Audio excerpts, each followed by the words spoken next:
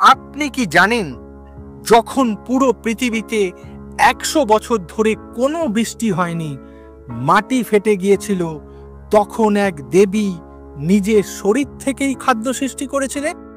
জানেন তিনি কে? একসময় ধ্যানযোগী দুরাচারী অসুর দুর্গম কঠোর তপস্যা করে ভগবান ব্রহ্মার কাছ থেকে অদ্ভুত বর লাভ করে।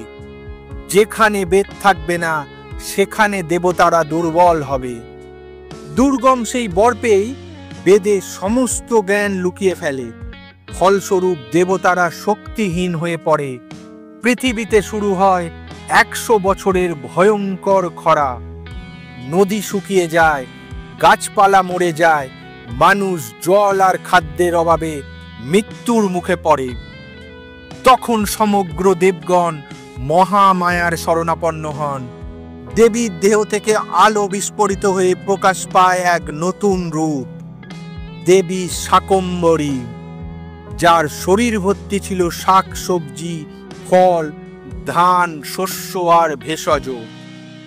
দেবী বলেন, যতদিন বেদ ফিরবে না, ততদিন মানব জাতি ধ্বংস হতে আমি দেব না। তিনি তার অশ্রু থেকে গঙ্গার মতো জলধারা সৃষ্টি করেন। পৃথিবীতে আবার জল ফিরে আসে। মানব জাতি সেই জল পান করে বেঁচে ওঠে।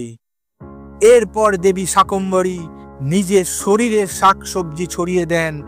খেতে আবার ফসল জন্মায়, বন জঙ্গল সবুজ হয়ে যায়।